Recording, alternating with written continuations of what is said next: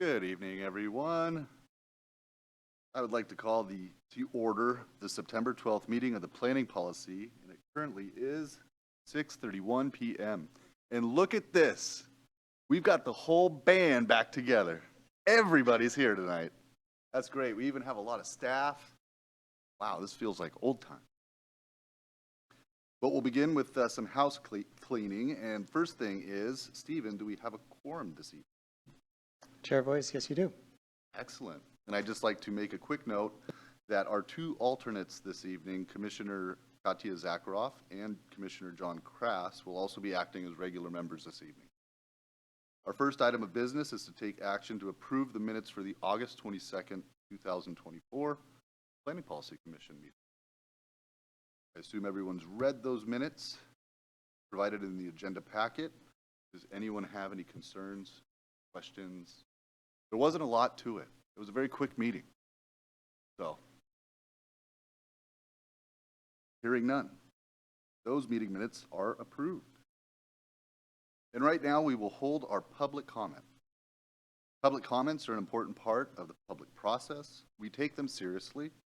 We factor them into the decisions that we make. So for this meeting, we're holding general public comment at this time. These are general public comments for the Planning Policy Commission. They can be virtually on anything. We do have a public hearing a little bit later for the draft EIS. If that is what you're here to speak about, I would urge you to hold your comment till then. But we do ask that you please limit your comments to 5 minutes or less. So staff, anyone signed up to speak this evening? Yes, Chair. Ann Fletcher.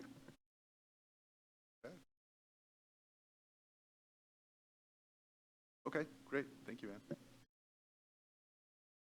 Amanda, is there anyone else who would like? I see Yes. Harding. one. Please.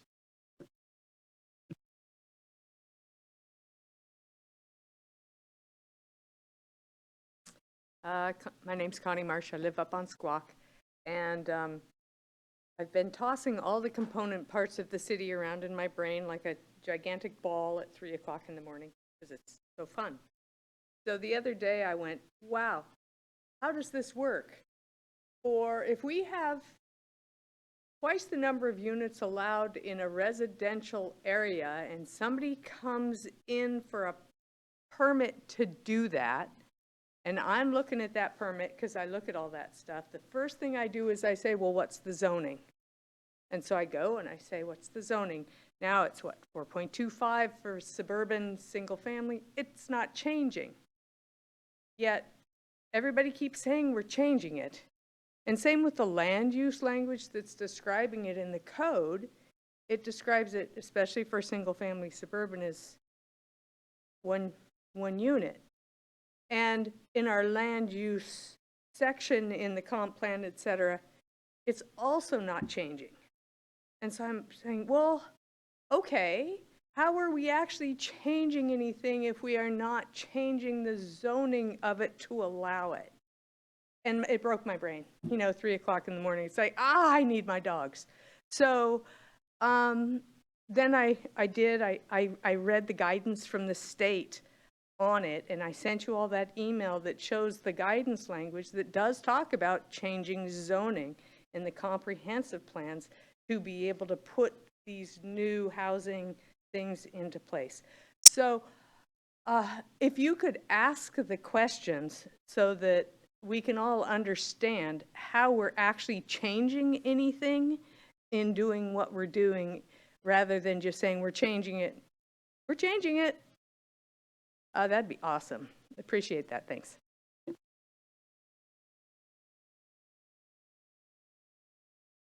Thank you.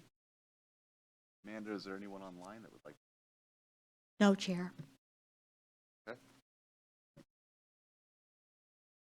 We're going to move along to the public hearing this evening.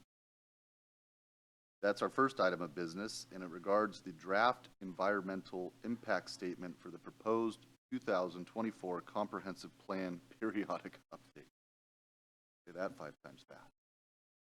The purpose of this public hearing is to provide a formal opportunity for public comment for the draft EIS, but tonight we will not be deliberating it. We're not looking for recommendations. This is basically a time for the public to be able to comment on it. Feel free to ask some questions, but ultimately, this is not something we're required to have action or input. This is something that is coming. So that's how we're going to start. We'll open the public hearing. It'll be followed by a presentation from staff. Again, we can ask follow-up questions, and then we will take public testimony, close the public hearing. That'll be that. So Stephen, our long-range planning manager, will be presenting this evening. Stephen, when you're ready, please go ahead. Thank you, Chair Voice. Good evening, Commissioners. So tonight I'm going to briefly run through the draft environmental impact statement. You all received a longer presentation on this earlier in August with our consultant, Mandy Roberts, who's the principal with OTAC, who's our main consultant helping us with the draft EIS. Just a little background information, the State Environmental Policy Act, also known as SEPA, requires a process to identify and analyze environmental impact associated with government projects and decisions. And in this case, it's the Comprehensive Plan Amendment. So the key objective of SEPA is to include identifying and mitigating potential impacts with what's being analyzed from the comprehensive plan, and then providing opportunity for the public to provide comment. The EIS itself analyzes potential impacts within a reasonable range of alternatives, that being the growth alternative. It identifies mitigation measures that could avoid or reduce the level of potential impacts. It provides opportunities for public, local, state, and federal agencies and tribal governments to review and provide comment on the project. And then long-range plans, such as the comprehensive plan, are primarily considered non-project. So for the draft EIS, there's a minimum 30-day public comment period. Once comments are received, the final EIS will be prepared, and that'll include responses to all the comments that we receive. For Issaquah, there is no preferred alternative. The scenarios of the growth alternatives analysis is for the purpose of the planning ahead proactive. So in the draft EIS, it includes all these topics: community profile, the alternatives, consistency with plans and policies, land use, transportation, public services, utilities, community design, aesthetics, and natural environment. For the city of Issaquah, we have adopted growth targets, that being 3,500 housing units above the base housing units that we had in 2019. And for employment or jobs, that's 7,950 jobs above what the base number was established in 2019. We have, in according to, or accounting for the housing units we had in 2022, we have to accommodate 2,427 units, and that also being 5,565 jobs.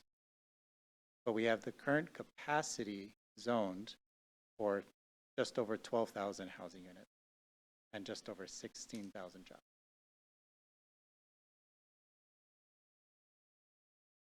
When looking at the alternatives, we assumed in this table, the numbers being for alternative one, we assumed just over 3,000 housing units above the 2019 baseline. So for each of these alternatives, it's actually, for this table, it's looking at the 2022 baseline. So for alternative one, we're assuming just over 3,000 housing units and just over 11,000 jobs. For alternative two, we're assuming just over 4,000 units and 13,000 jobs. And then for alternative three, we're assuming just over 6,000 units and 16,000 jobs.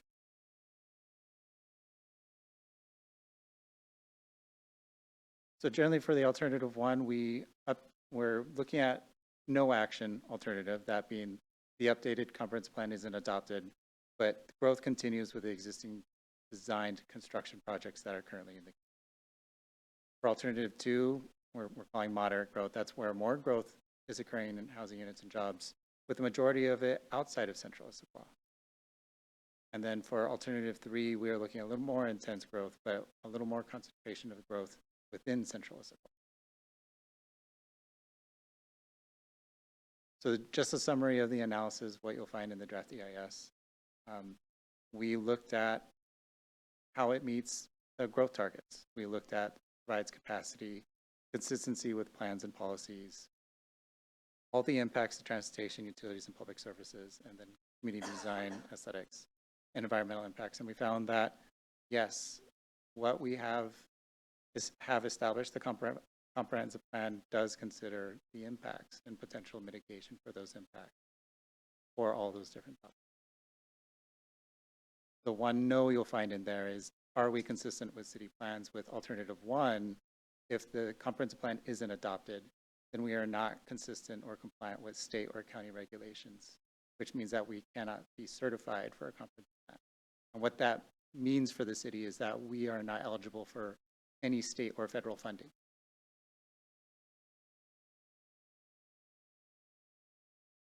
So for the DEIS, it was published on August 14th. We have a 37-day public comment period, which will end later next week. And then soon after, depending on the level of public comments that we receive, we'll issue the final EIS. That's it for my presentation. Great, thank you, Stephen. So now is the time for questions from any of our commissioners. Is there anyone who'd like to kick us off?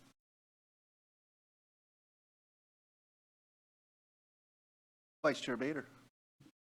Thanks, and I apologize if this has been asked before and it was at a meeting I wasn't at, so this might be a repeat question, but for the alternative two, I'm just curious why it's worded with most of the development happening outside of Central Issaquah, because I thought the plan was already to concentrate development in Central Issaquah, so I don't know why that's the alternative and not.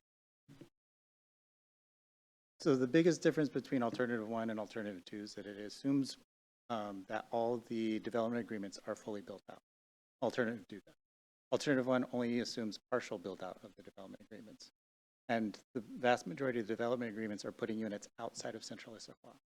So we're not assuming much additional growth between alternative one and alternative two in Central Issaquah.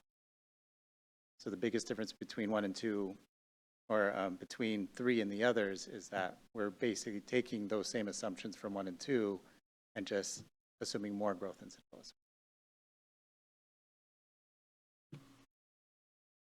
Great, thank you. Anyone else?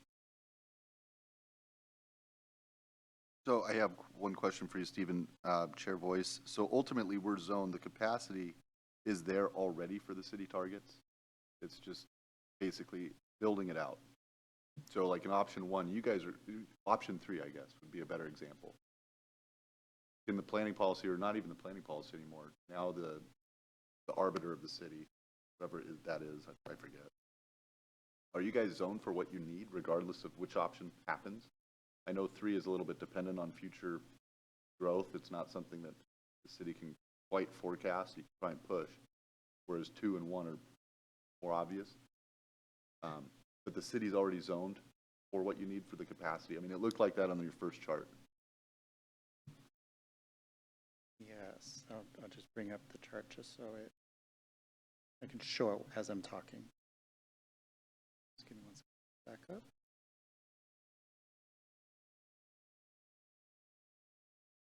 So you'll see our zone capacity is 12,000 units above this 18,000, right? We are assuming for alternative three, only 6,000 additional units above the 22. So you're correct. It's with what we're assuming with alternative three is within our zone capacity. Yeah, Commissioner Krass. But that assumes it's all in the right places. So I guess the way to ask it also is, to meet three, does any zoning have to change, or is it already in place? It's all in place. Okay. And that's the reason why there's no preferred alternative with this EIS. You would want a preferred alternative if we were needing to change the zoning. Okay. Any other questions? Follow-ups? Right. We will open the public hearing this evening at 6:46 PM.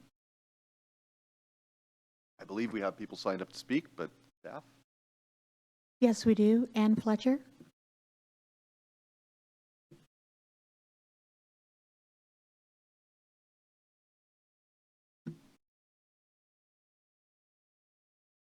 Okay, I'm Ann Fletcher, and I'm a resident, 255 Southeast Andrew Street. I also, besides being a community member for a long time, I have a climate lens in my interests. And having heard some of the questions, I need to change some of my comments because I had the same confusion about why number 2 didn't have more central Issaquah, and also didn't understand that that building out all of the things that are vested and that are in the works would already take us, it sounds like, to plan alternative 2 with that much growth. So if we want anything in central, it would have to be more than that. So that really changes my thinking a little bit, but that's okay. You live and you learn, right? But I did have some comments beyond that, and I do think that having the 3 alternatives is interesting. At the same time, it was mainly for analysis purposes. I understood that, but that idea was kind of lost in the discussion. It was a very in-depth discussion, so it made it focused on those 3 alternatives rather than there could be things in between that or so on. So, I did want to mention that the third growth option seems to be favored in this DEIS, even though I know it's supposed to be kind of neutral.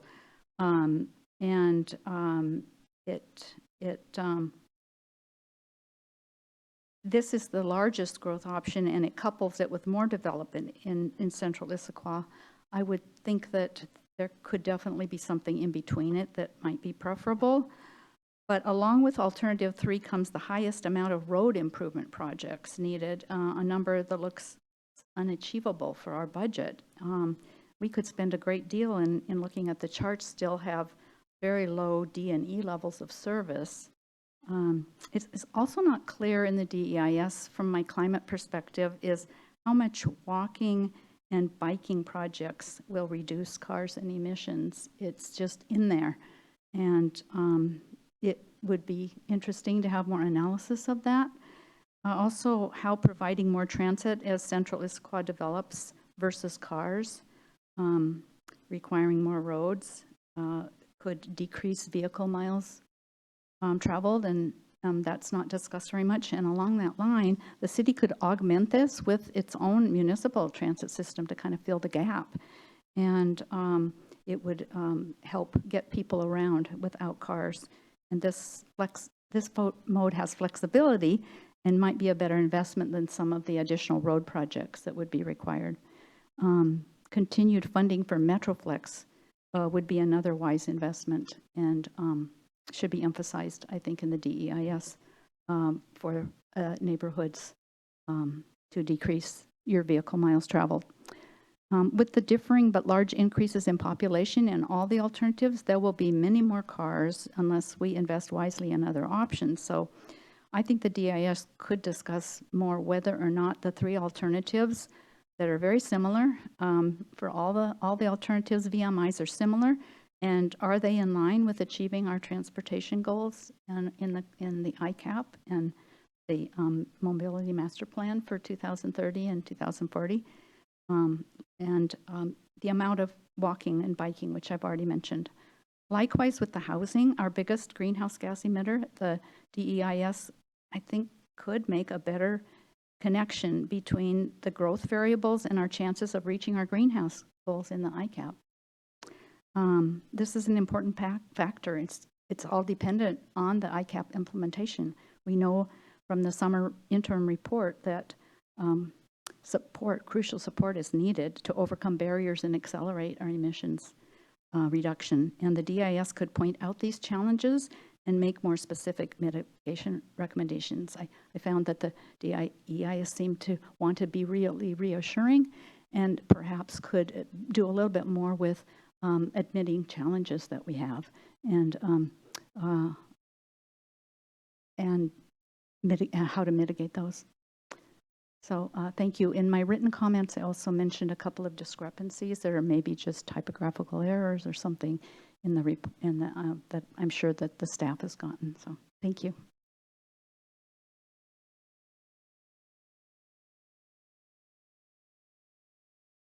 Chair, we are done for comments. Oh, sorry, Connie.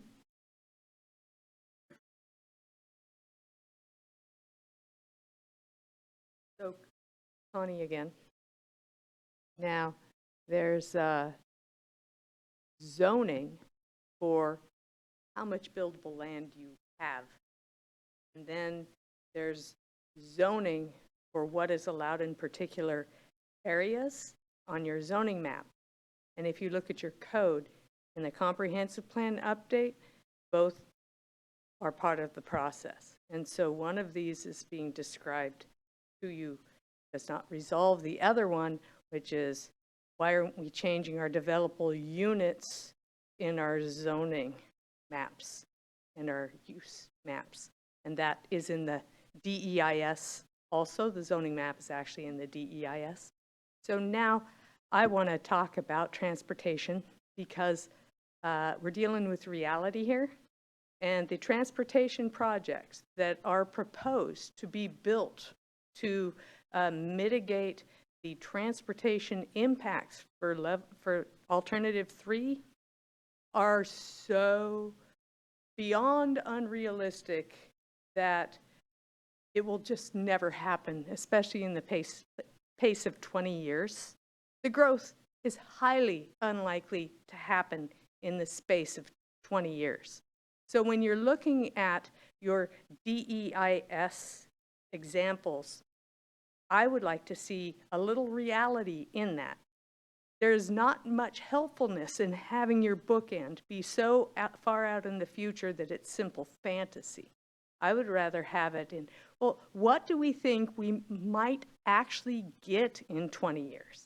And with that level, and then go, okay, and where do we want to have it? Because actually in the comp plan, there's language saying we want to put it in the central Issaquah area. So where do we want it to go? How are we going to get it there? Then what is it going to cost to actually be able to have a city that anybody wants to live in services, utilities, and transportation, parks, you know, all these lovelies, right? But we don't really talk about that. We're just saying, yeah, we have all the stuff and it'll be good, everything's going to be mitigated, and that is not helpful when planning a city because there's nothing to say. It's like, oh, okay, I guess it's fine. It's not going to be fine. We are not going to build that much. If we build that much, we are going to have a serious issue because we're going to have $300 million just in transportation projects that will not be done. And we will have said it's fine in our DEIS. So I would like to see the focus of the DEIS be, what do we want and what do we think will happen? And then let's talk about the mitigations required realistically, including climate and the environment, and our mobility master plan for what the city and who we want to be. Let's have that conversation. And this is the place to have that conversation because now you have all of the words there giving you the entire picture of what they're thinking about for Issaquah. And it's the first time you can get a picture and have a cogent conversation with those tools. So now you're going, wow, that sounds like blowing something up.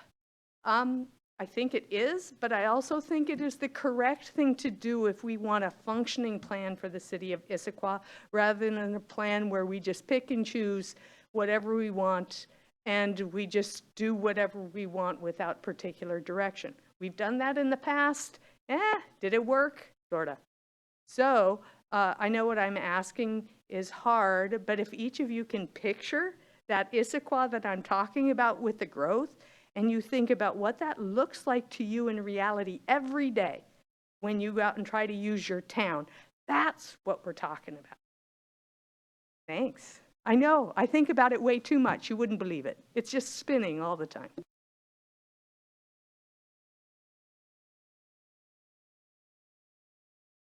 Chair, we have no more comments. Thank you.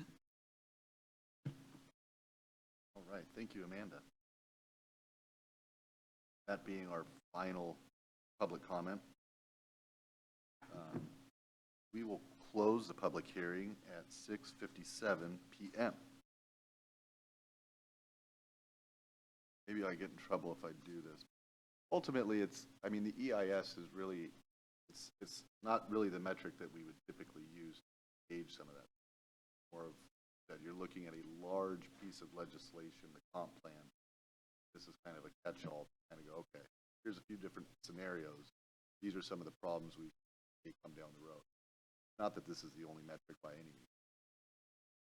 Yes, that's correct. And the main thing with the analysis with the draft EIS is it's using all the established level of service standards we have in place to determine impacts and mitigation. Okay, thank you.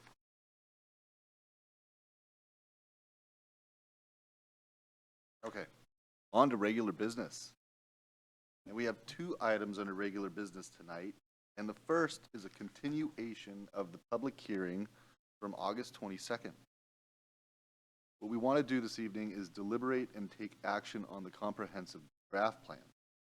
Stephen's going to give us a presentation, and then we'll have our deliberations, ultimately a carryover again from the last meeting 2 weeks ago. When we get there, I'll kind of go over how we're going to do it, how we're going to take one bite at the apple at the time, but ultimately, Stephen, go ahead when you're ready. Thank you, Chair Voice. Good evening, Commissioners. Thanks for having me back. We are now going to talk about the deliberation for the draft comprehensive plan. So as Chair Voice said, this is a continuation from the public hearing that occurred on August 22nd from PPC. The Commission voted to postpone the deliberation to tonight's meeting, which is what this discussion is going to be on. Before we jump into the main motion, we wanted to kind of update the Commission on a couple things. We met with the Planning Development Environment Council Committee earlier this week, and they asked for some changes to go into the draft comprehensive plan. The first set of changes were into the introduction, and that was to add a little more context on the city of Issaquah, specifically quoting from the meeting, where we were, where we are, and where we're going. We added a little more context on what is the city of Issaquah doing with this conference. There's also going to be additional language kind of highlighting dedication to the national environment. This is addressing a comment that came from the Environmental Board in their letter to Planning Policy Commission. Council Committee read the letter and they wanted to include some of that language. There also was a request to address the values that were established in 1993 that's been carried forward in all the comprehensive plans. And so we'll be doing that, adding that into the introduction. So for tonight, we don't have anything for you to review because we just got the feedback from Council Committee earlier this week, but we're hoping to get a little bit of feedback from you. If you were to see this type of language in the introduction, is there something particular that you would be looking for in terms of like what should it address? Is there something you would want to see in terms of where we were, where we are, or even accomplishments? Those are the type of things we're going to be putting in this language. And then additionally, the Council Committee asked us to go back to the direct recommendations from the Affordable Housing Committee. This commission reviewed and provided some comments. The Council Committee really appreciated the Planning Policy Commission's recommendations, but they're wanting staff to directly address the request from the Affordable Housing Committee. So staff's going to be going back to that and likely going back to some of the original language that we had, but trying to incorporate some of the feedback we got from the Planning Policy. So for this item, is there any feedback from the Commission on introduction, this type of language being added into the introduction?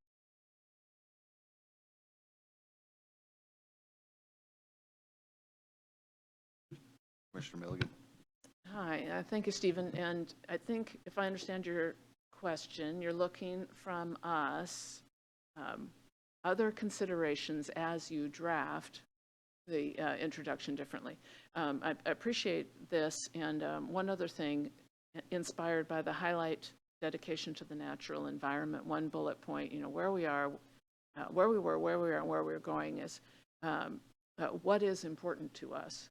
Now, not just the natural environment, which of course might be the top of that, but what is important to us is something that, as I was looking through and have further comments later, was something that I hoped we could incorporate in the comprehensive plan, because I think it should be a reflection of who we, our aspirational self, not just a reflection of what we are, but who we want to be. So what's important to us would be another thing to look for. Thank you.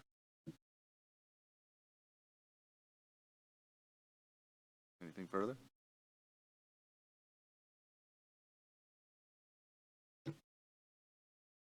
Okay, now moving on to the land use element. We incorporated several edits into the land use element based on public comment that staff received. And I'm going to hand it over to Kristen Leeson, Senior Planner, to kind of run through those. Question. Thank you. Commissioner Milligan, can you tell us a little bit, can you give us a roadmap? We have our regular business section 5A, and we're looking at it, but can you tell us a little bit more about how we're going to get to our motion? What are we doing tonight so we know where to go? Yes, thank you. So we'll run through these edits really quickly, similar to the discussions we've had when we had policy discussions for changes that went into the comprehensive plan. And then we're going to ask for the main motion. And then that's when we'll have the discussion for, is there any additional amendments to each of the sections? And what we'll do is when we have the main motion, we'll actually run through each of the elements to help kind of organize the amendments a little bit for for the deliberation. After the motion, correct? Yeah, it's kind of strange because it's a continuation, so yes, I mean, obviously there's going to be questions about some of these new edits, but ultimately some of these things probably should have happened ideally. We don't want to spend 2 hours going over the whole comprehensive plan. That's kind of why it's messy when we did this continuation.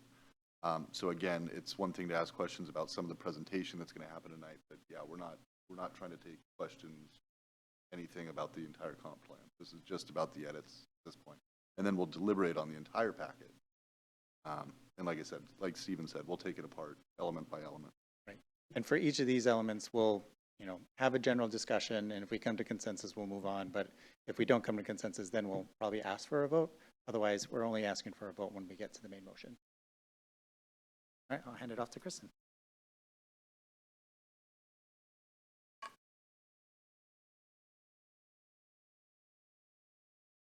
Hi, Kristen Leeson, Senior Planner with Long Range Planning. And, sometimes the mind works in mysterious ways and get things backwards. So for some of these edits, they actually wound up in a red line that you received rather than a matrix. So there was no reasoning behind what you would have seen there. So that's why we want to go through these real quick. So the first one is the vision. I'm going to move this out of the way. Actually, well, okay, I didn't want to do this one first, but we will. The way it was originally written is not here, but it was Issaquah will actively manage land development.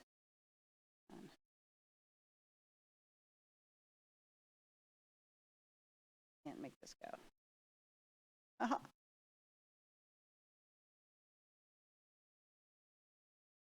Good. Did something. Which way am I going? I'm sorry. That wasn't working.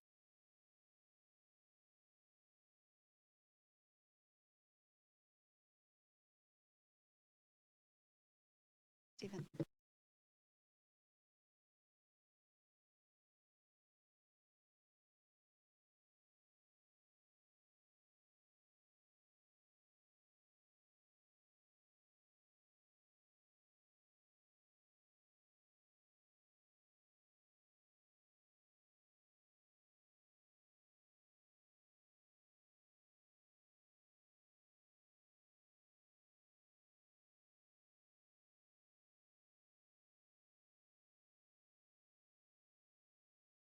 Thank you. Okay. So I needed to be able to see the original and the changes just there. So the first comment that we got was to clarify the vision a little bit. And it was Issaquah will actively manage land development and natural resources to balance economic, social, and environmental considerations. And it just, natural resources seem to be in the wrong place. And it just didn't make much sense when we read the comments. So we have amended it just a bit, proposed amendment to Issaquah will actively manage land development to balance economic, social, and environmental considerations while protecting and enhancing the city's natural environment and its resources.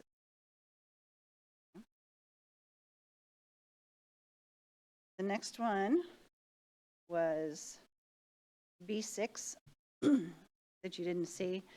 It originally just said, it talked about protecting trees that are already there and making sure that they're taken care of. It did not talk about planting new trees in the urban environment. So this just addresses planting new trees and making sure that those are planted where they can thrive and how they can thrive.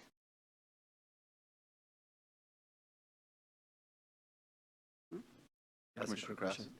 So when there's a new action, like plant, which then enlists buying trees and planting trees, is there budget concerns, or is that not part of? That's not part of this. Okay.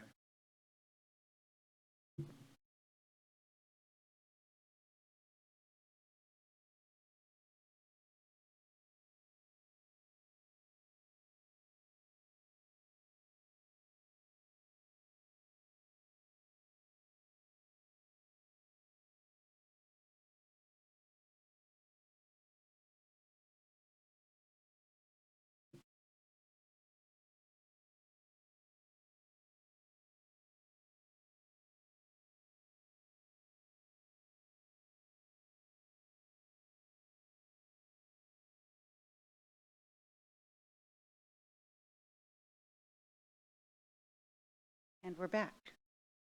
Okay. So that was B6. The next one where we made a change was in D7.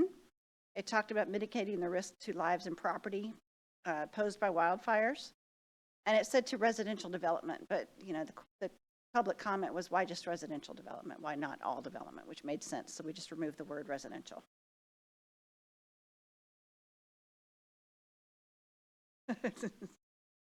Okay. Stay.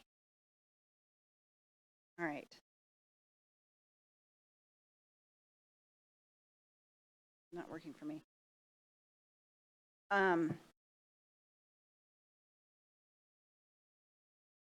Yeah, it's just, can't see because of that. There we go. Okay, so F2 we simply deleted because it was duplicated in G2. It was the exact same policy in there twice, so it fit better under the next section, under healthy communities. Under G2, healthy communities, we just tried to make it a little clearer rather than encourage. We made it a little more, a little stronger to say require infill and redevelopment that will improve mobility options and walkability for all. So it still includes the equity. It clarifies all mobility rather than just walking. And it makes it a little stronger with the word require rather than encourage. G3, again, it was just clarification. Maintain and enhance existing public gathering spaces to recognize that we do have existing public gathering spaces, and encourage development of new community gathering spaces using ecologically sustainable methods, which is typically language used, and we said it in a sustainable way. So this made a little more sense. Lastly, in G5, we actually just changed the word citywide green necklace because the parks plan is proposing to change that name, so green necklace, so we just said consistent with the parks plan.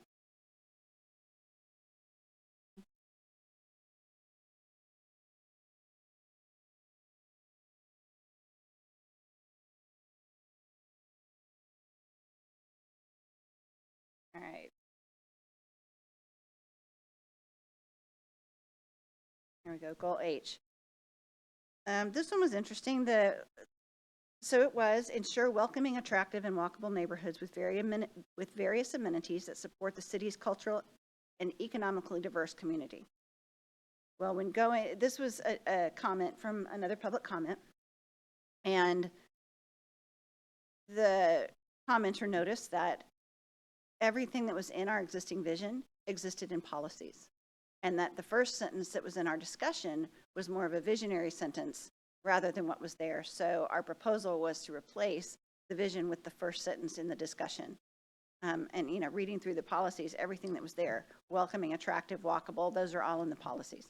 So what we're proposing is to change the vision to work with neighborhoods to ensure each reflects its own unique, diverse, and aesthetic experience as it continues to grow and change over time. Okay. I think that is the last one. Yes, that is the last one for land use. So do you all have any questions for me? Are Thoughts? there any questions? I mean, ultimately, we want to keep it light. Again, the idea is not to have a separate public hearing. So, again, unless you have something, it'll be part of our deliberations. But Right. again, if you do have some Or pretty any straightforward questions, please go ahead. All right. Thank you, All right, Kristen. Thank you. Thank you, Kristen. Let me pull up the presentation again.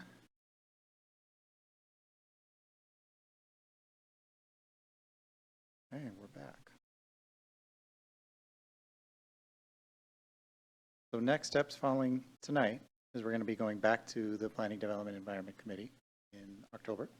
Then we'll be going to the Committee of the Whole in October to do full council review of the comprehensive plan draft, and then tentative action by City Council on December 2nd. So for tonight, you have your example motion. This is the same motion that was included in your staff report.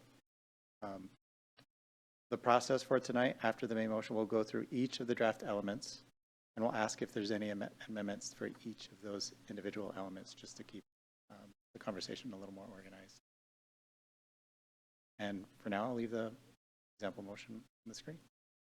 Someone like to make a motion to kick this off? Commissioner Patterson. Thanks, Chair. I'd like to move to recommend approval of the proposed periodic amendments to the comprehensive plan as presented. Is there a second? Second. All right, Vice Chair Bader, thank you. All right, so we'll just take it apart one by one. And I think we'll just pick up where we left off, land use and sustainability.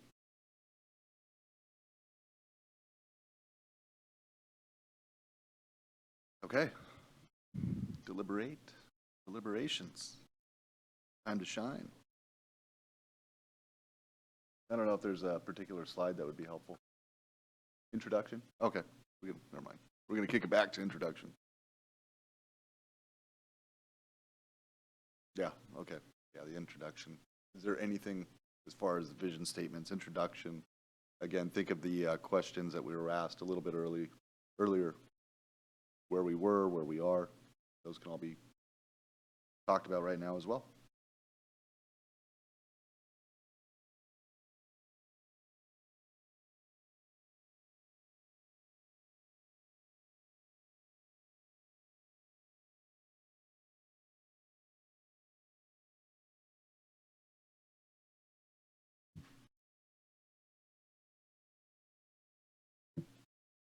Chair Voice, I'll just mention that I think it's appropriate to, I'm interested to see how you guys work in the 1993 values.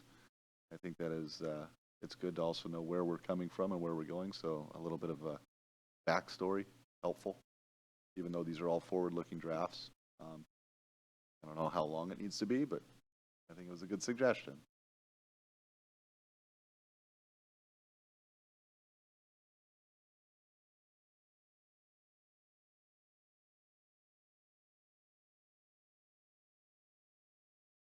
Anyone have anything to add? Anyone have anything that they don't like about the introduction? They want to see changed about the introduction? Commissioner Patterson. I'll throw it out there. I just want to say I am in favor of the approach of the where we are or where are and going. I wish I had something more prophetic to say about it, but shooting from the hip, having just learned about it, I do think it's appropriate given that we did receive a lot of public comment and some feedback from our commission about really celebrating what Issaquah has always been or is currently, but also being realistic about the direction we're going and the growth and really the plan around it. And so I do think it is appropriate to address it in that way and look forward to seeing how that fills out.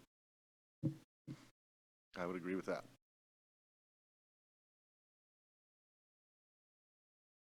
All right, I believe that's all you're going to get for introduction, Stephen. So we'll move on to land use and sustainability.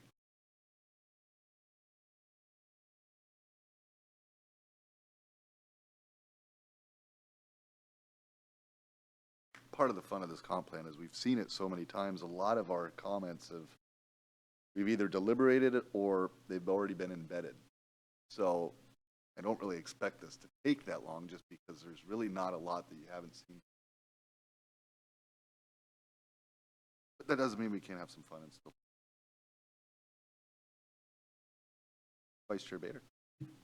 I'm struggling with framing my comments because my pass at this was like looking at it as a whole and not just individually, and so I might have like something at the end that like ties all of my thoughts together. But specifically for land use, I had two thoughts. One is like a minor like language tweak on that policy B6 about planting trees where they can thrive, because that line reads to me like trees only thrive in urban environments. It just kind of reads weird, and so I wonder if we can change that to like identify and protect and plant trees where they can thrive, like, or plant new trees where they can thrive. And I think that would take away I don't know, just when I looked at it, I was like, what's that?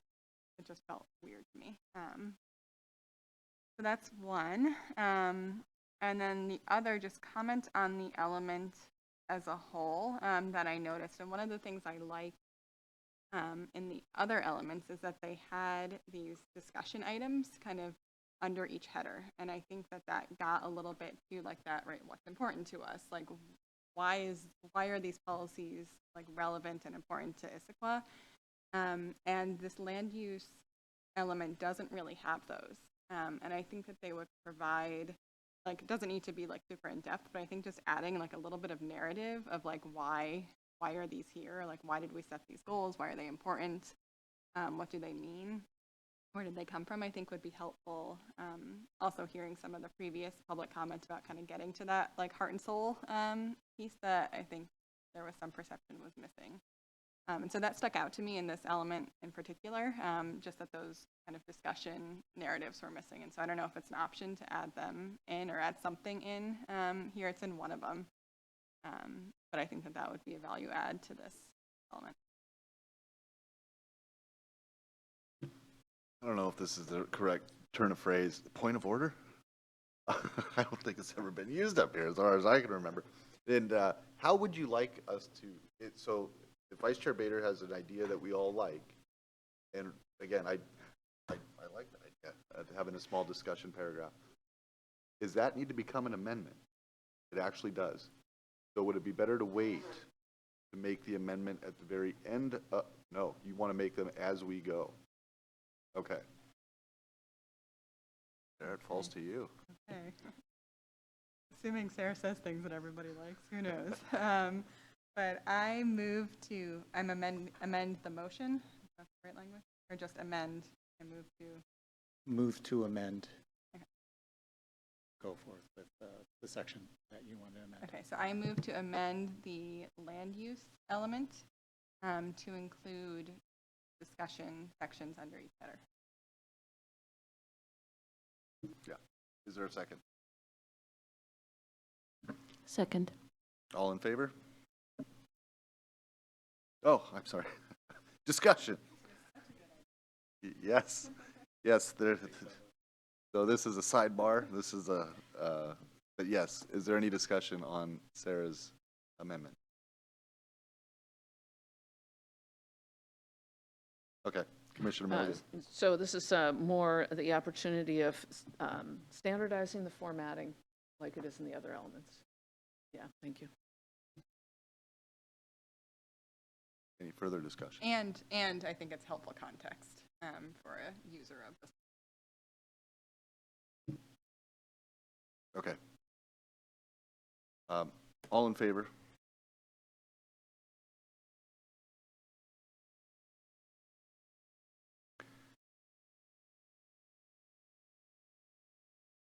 Is there further debate on land use and sustainability?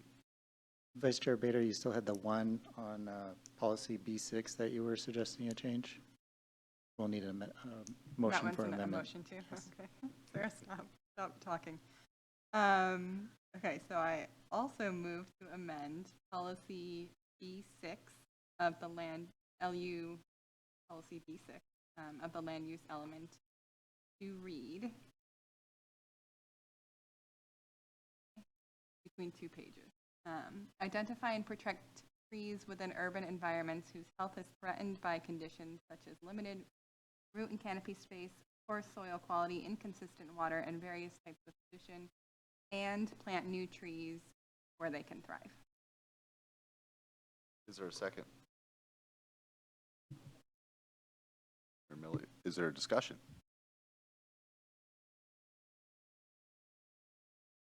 All right, all in favor, say aye. All right.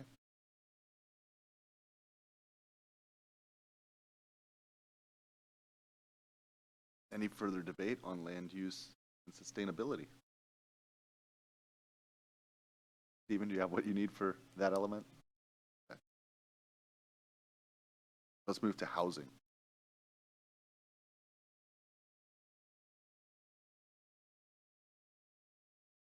Commissioner Milligan. Thank you. I wanted to talk about and should I make a motion first or intro it? I'm gonna, I think the current motion, the current, if I make an amendment, move to Make an amend or amendment. just discuss first? You can do an introduction just so everyone knows what Yeah, your okay. motion will be on. Okay, I'm looking at the introduction and then at the appendices. If you look at the first page of the housing, there are 5 paragraphs on there. And the 3rd paragraph starts with unfortunately, which contradicts what I thought I would like to see in a comprehensive plan, which is here's who we are and here's who we want to be.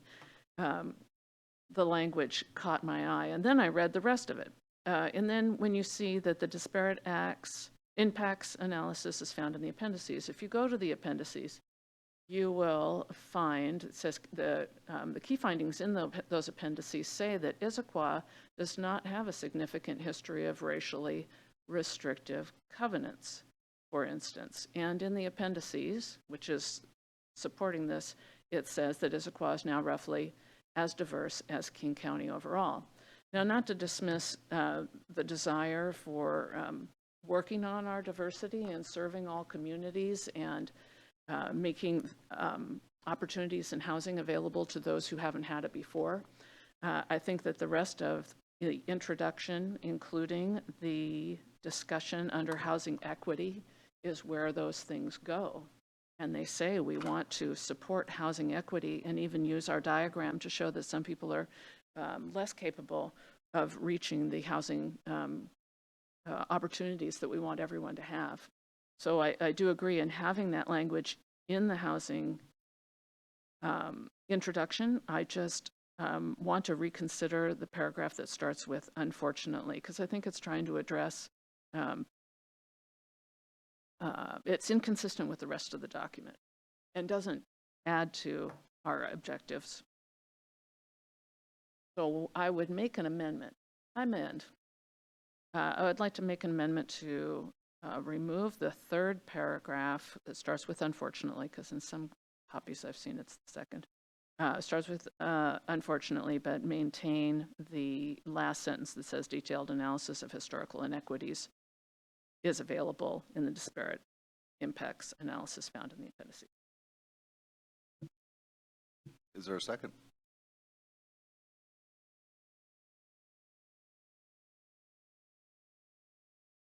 Not. Motion fails.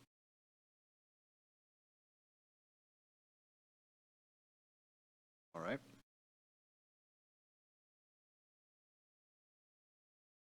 Is there anything, pardon me, in the draft comp plan you guys would like to debate?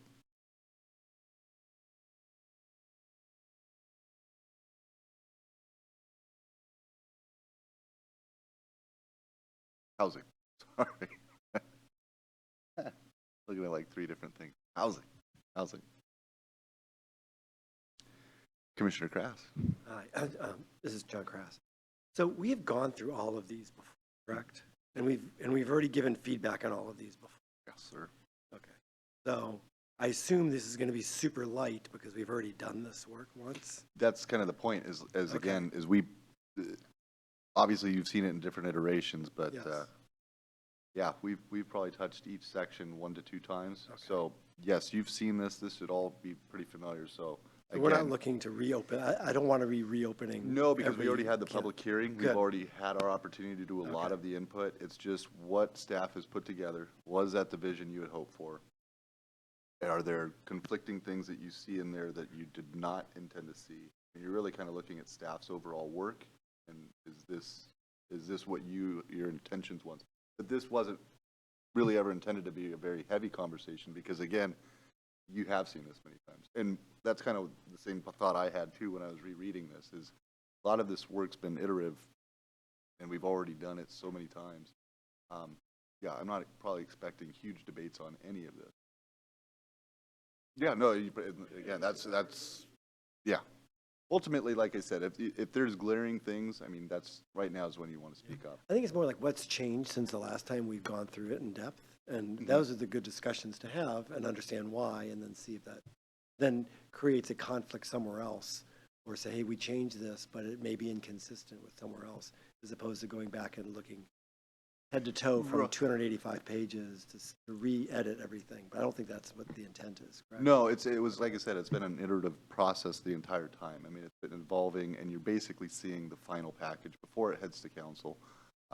Again, I wouldn't expect a whole lot of debate about any of these, but it doesn't mean there can't be or there shouldn't be. It just means that most likely, yeah, you've probably said probably all of us have said our piece on a lot of this. So, again, it doesn't mean you can't. It's just, I'm not expecting a whole lot of it. Commissioner Milligan. Thank you, Commissioner Krass and Chair Voice. Agreed on all that. But one thing I found in considering the broad motion of recommending adoption of the comprehensive plan as it's presented is that I felt that our deliberations were focused on policy and policy changes and its matrixy kind of look at things.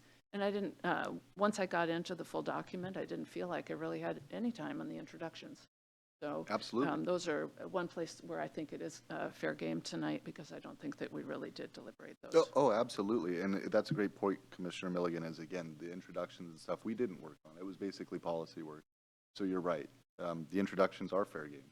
And this is how it's being packaged and it's presented.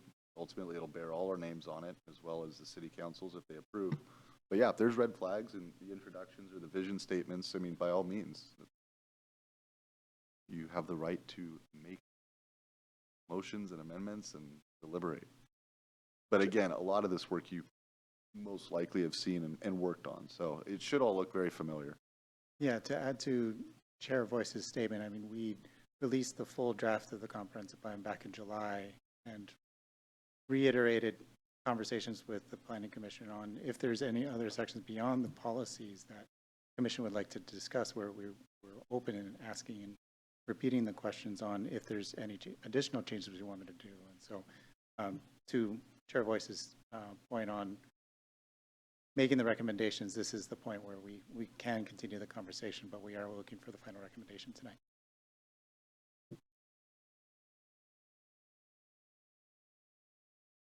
So before we move on, would anyone like to have discussion or make any amendments to the motion regarding housing?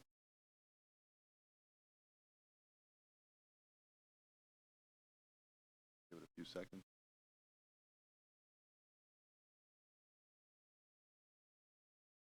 Okay, let's move on to transportation.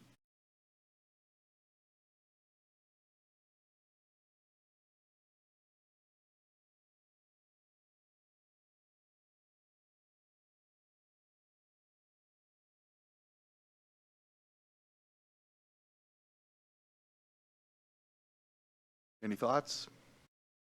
Anything to add on transportation?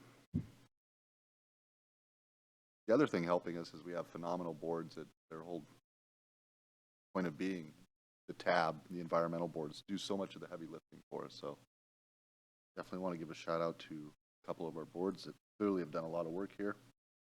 There might be something more to say when we do get to the environment, because obviously you did see some of their comments.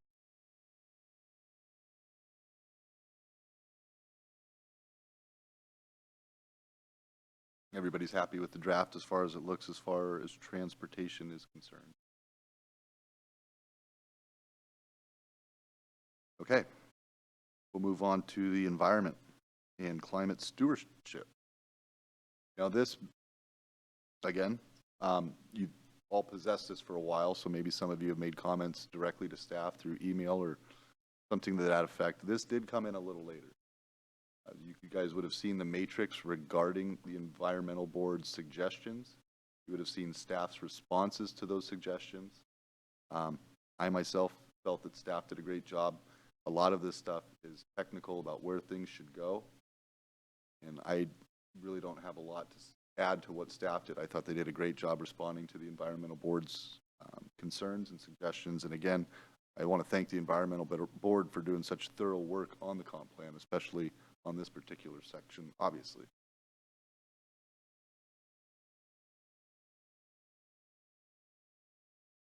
Commissioner Milligan. I only want to amplify the public comment earlier about the draft EIS statement and how, or the draft environmental impact statement or study, that the council, we just got that review tonight, that how the comprehensive plan may not be fully addressed in the draft EIS as far as climate and environment. And so I just, and I don't have time to do it on the cuff tonight. I just wanted to amplify public comment earlier for the council. Re-listen.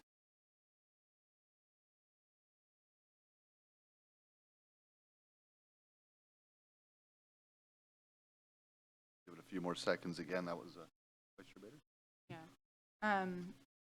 Just a comment on this, and in some ways it's a comment on a lot of the elements, but environment specifically, there's not a specific environmental justice policy. In this section, it kind of, there's like a little bit of it in the like emergency planning kind of section. And I was thinking about where could that go? And I couldn't really fit it under one header because I think it's like an overarching thing. And so I wonder if it's in the like results and accountability piece, if, you know, as the effectiveness, right, and success of comprehensive plan and if achieving community vision, goals, and policies is done, if like an environmental justice lens is used as part of that. And so I don't know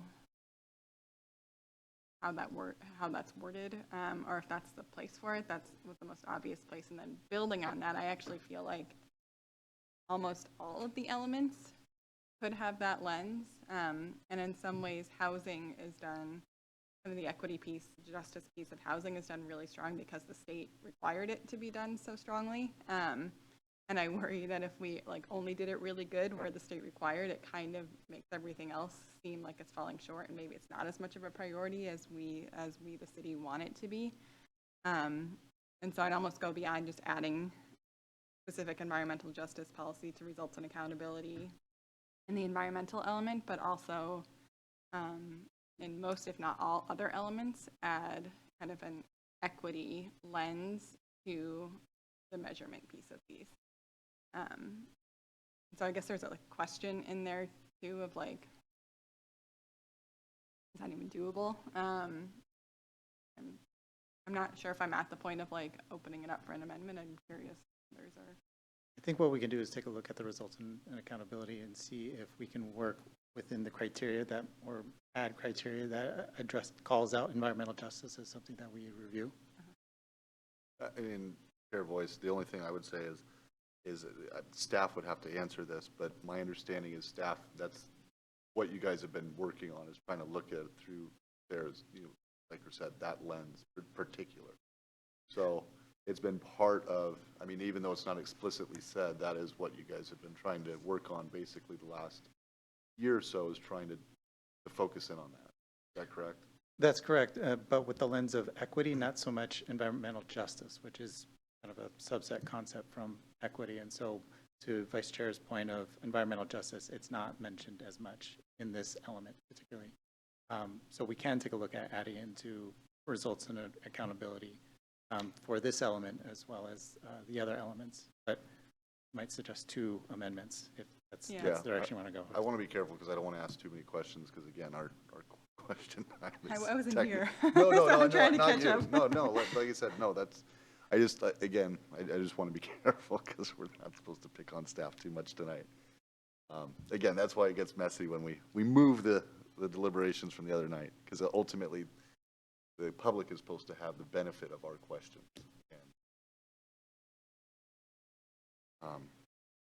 Okay. Would anyone like to make amendment concerning the environment and climate stewardship? And by all means, staff can still explain things. So I move to amend the environmental element to include, can I say, like, to include a policy in the results and accountability section that addresses environmental justice. Is there a second? I'll second that. Any discussion? Can I give an example? Because I actually have an example from an amendment I made earlier tonight that could have justice implications. And so before I made an amendment to the tree language about where trees can thrive. And it's possible that trees can thrive predominantly in single-family, right, areas or nice parks that already exist. And if that's where we're now saying, hey, that's where we want to plant our trees, are we not going to plant trees, right? Maybe. And I know Issaquah's like, right, we don't have like super urban areas with like no green space, but is that language and that policy, does it have the potential to say we're not going to plant a tree here because it would do better here? And does that funnel the trees where the trees already are? And so putting that lens on it, right, opens it up to at least look at it in that way of like, does this policy, which seems completely harmless, right, and makes sense, and I just said it myself, but does it actually have the ability to cause potential harm? And so that's just an example of, I think, why that lens is so important to apply, because those things can get missed super easily, right, because it's not necessarily obvious to me. Thank you. You actually helped me out because the person who makes the motion is supposed to discuss it first. So, great job, Vice Chair. Any further discussion? So did you get the motion that you wanted as far as language? Okay. We'll go ahead and vote. All in favor of the amendment to the motion, say aye or raise your hand. Okay, unanimous. Is there any further discussion on the environment or climate stewardship? Any at all? No, but while we're on this point, can I also, just for the sake of it, make a motion to amend all of the elements to include a policy that looks at kind of equity and justice as a lens for success? I know you guys might not take, I'm gonna. Is there a second?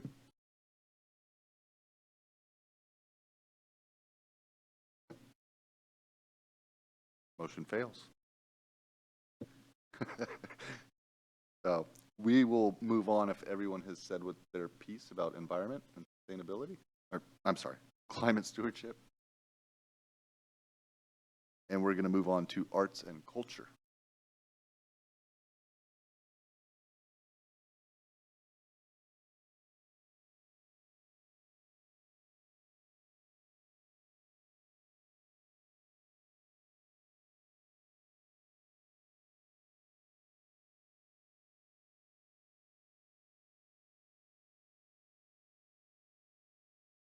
Obviously, a big shout out to the cultural board who've done Great work here.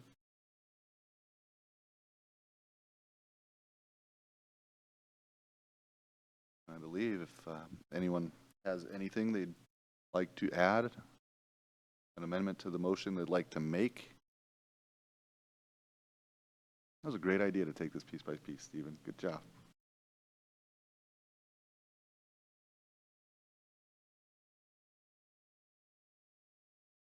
Going once, going twice. Okay. We'll move on to economic vitality.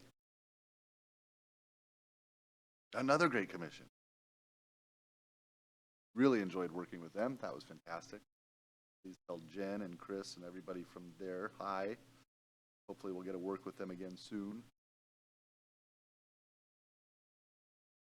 Commissioner Milligan. Thank you, Chair Voice. I wanted to revisit, I didn't get everything I wanted at Christmas, Economic Vitality Policy A1. In the new revised draft, I appreciate the revised language, but what I think I didn't explain it very well. There are two things going on in this policy, and I think they each need their own policy. Because providing high-quality customer service in a regulatory environment that's fair, responsive, efficient, and predictable for all businesses is one thing. And I think that I recall in other strategic plans, other city guiding documents, this being very important and somewhat of a corrective measure that came from the past. And then the second part about businesses that are small, local, historically lack capital, represent underserved communities, and are at risk of displacement is equally important. But when you put it in the same policy, A1, they conflict with each other.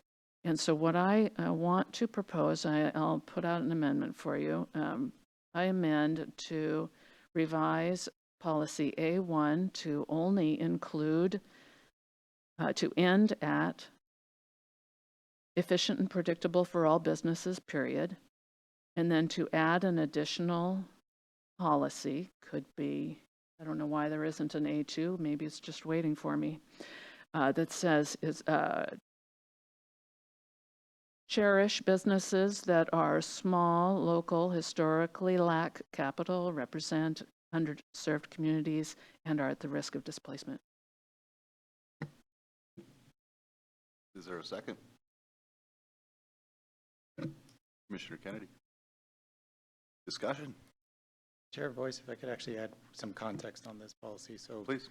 the last portion of this policy was actually recommended by King County planning staff to comply with King County planning policies specific to the first part and the second part fitting together. And so splitting it apart would then now be changing what we're saying, how we're complying with the King County planning policies for context. Okay, let me, I'm going to ask a question of Stephen in a moment. First, I want to say that into the discussion, I use the word cherish. It could be the word value, it could be the word support. Might need some help here. But I wanted to saturate it with the comprehensive plan feelings of this is who we want to be. Stephen, from King County, is this a required element that these two things go together? Otherwise, we will not have a certified comprehensive plan. We would need to show how we are complying with the King County planning policies, and if we're splitting it apart, it's no longer meeting that King County planning policies. So we would need to show it somewhere else. Can you tell us why they wanted it together? What does that do for us? It's specifically showing how we're complying with the King County planning policy. So that's a requirement as for certification.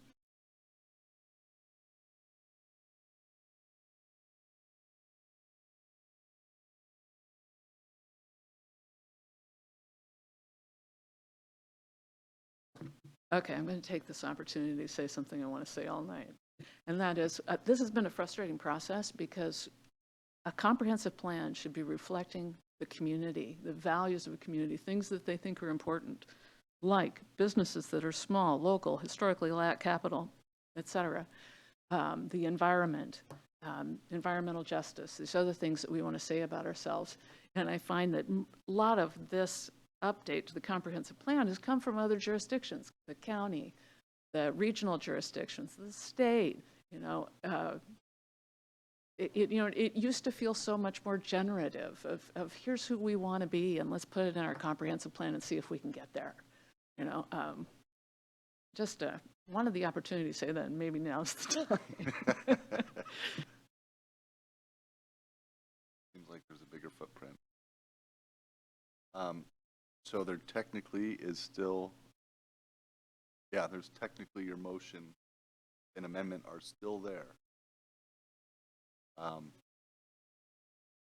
Well, we got the second. So yeah, there's more discussion. I apologize. It's still out there. So again, please discuss. Commissioner Patterson. I'm going to say the quiet thing out loud and say, I don't think this is the hill we're going to be able to die on tonight. And unfortunately, as much as I agree with the idea of it, I will not be in favor of this motion, this amendment. Commissioner Kennedy. Are we down one mic? Since whoever's taking notes probably wants a mic from Commissioner Kennedy.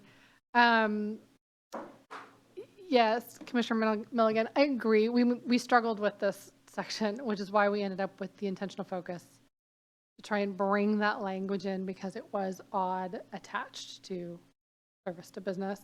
But I also agree that I don't know this is the hill we need to die on. So if separating them is that big a thing, let's just leave it there.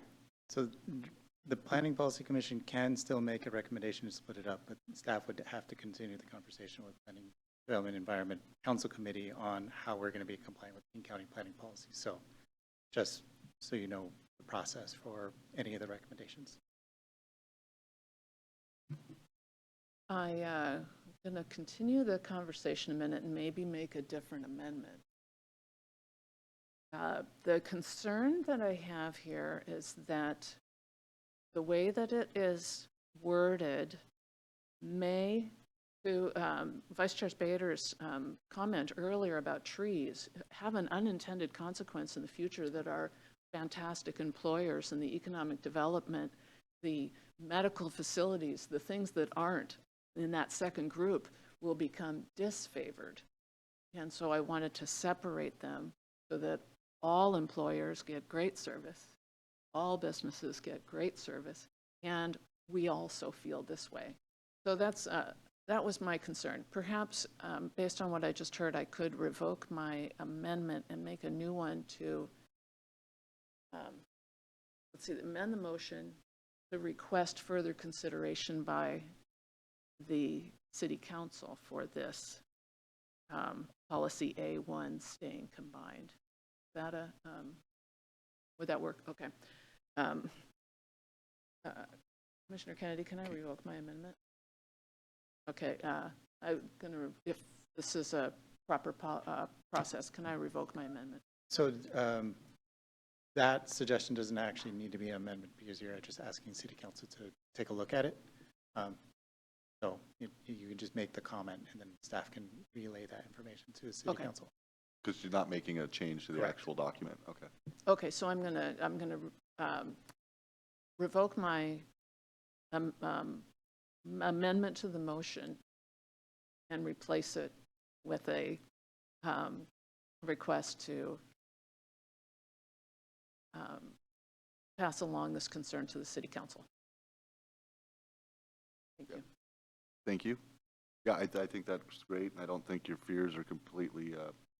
I think that like you said, it's hard because you're trying to do so much, and not every peg fits in every hole.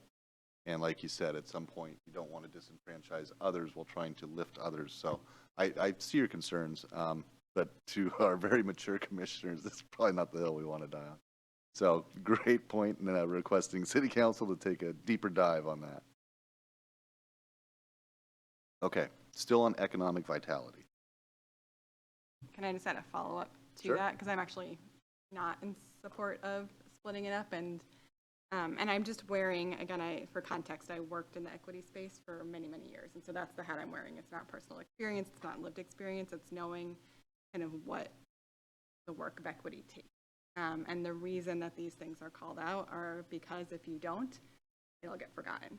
And so, you know, the power dynamics between a health system, right, a huge employer with 27,000 employees, you know, and a small mom and pop shop are huge.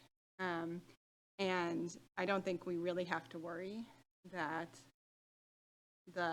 those big employers are going to let themselves get pushed out of, you know, what they want.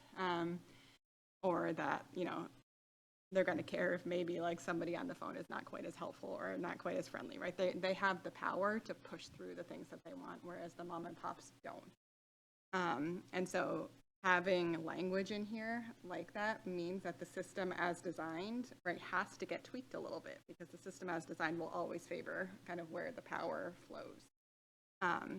And so I'm in support of that language because it makes us think about, right, underserved communities, and they're called underserved communities for a reason, right, because they're underserved. And so that's just kind of my 2 cents on why I feel differently about that policy. Commissioner Miller? Gosh, do I appreciate that. Thank you very much. And I think that that is true. And it is also true that companies who are highly valued by a community can move. I mean, it is called the Kirkland brand, and that's because they used to be in Kirkland. And REI was in Bellevue until it came here. And we are glad those companies are here. So I think the pendulum can swing, and that's what I was looking for, was a way to not get on a swing that would have consequences for our whole community, people who are employed, derive services, other things from companies that have to be big. You know, you have to be a big hospital to have MRI imaging, you know, for instance. A mom and pop can't do that. So all I'm doing was trying to find a way to balance it and not ride on a pendulum. But I really appreciate your comments. Thank you. Yeah, and just for clarification for staff, ultimately, you're not saying to get rid of the second portion. You're just saying break them up so the top portion doesn't seem like it's dependent on the bottom. So, and hopefully staff captured Commissioner Milligan's. So, Chair Voice, we captured it, but because we are not on consensus on what we're sending to the City Council, we actually need a motion. Oh, okay.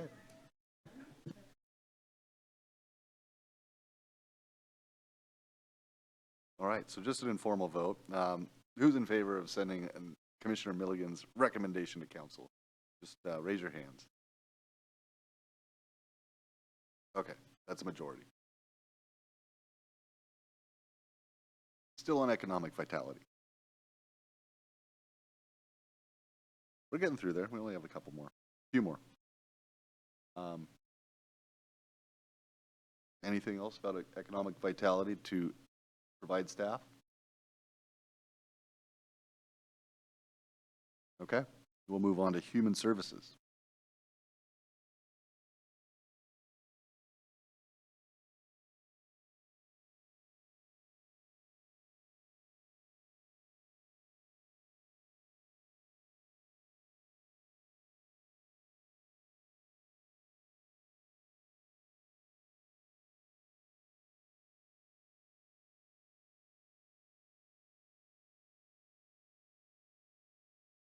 Any further discussion about human services? Anything to deliberate?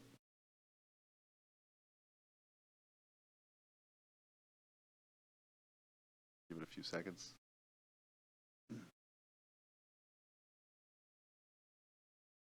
Don't feel like you used it all up on economic vitality. We could do this all night, everybody.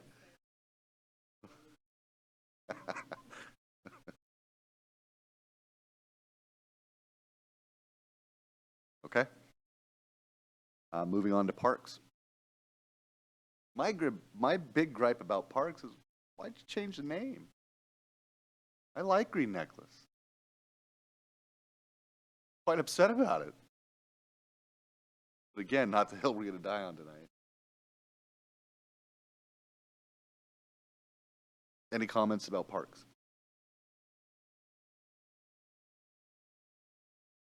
Commissioner Krass.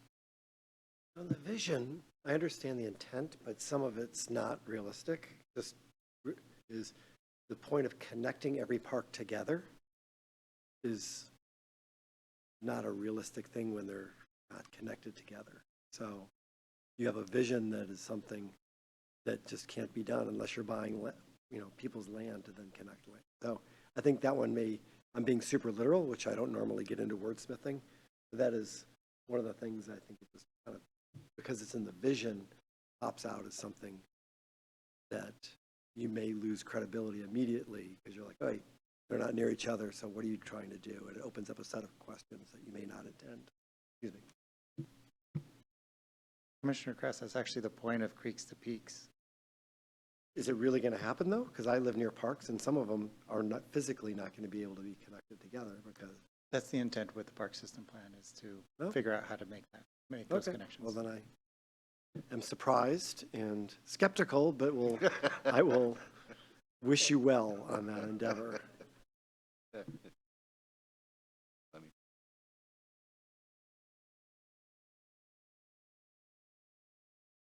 All right. Does anyone want to discuss parks? I share your skepticism, Commissioner Krass, but I'm hopeful.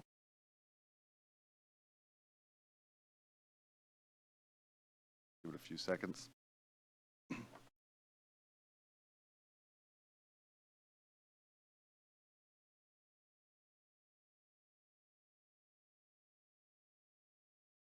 Okay, let's move on. This is utilities, public services, and capital facilities.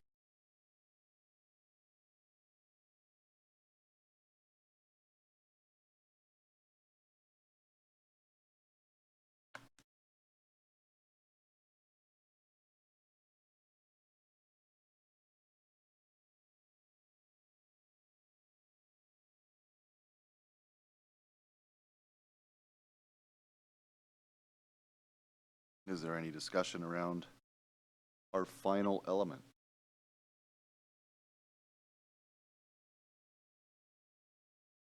These elements really don't, this element in particular doesn't get a lot of love. This really doesn't. You know, we had a presentation as a task force, and we specifically asked to go first because nobody loves this element.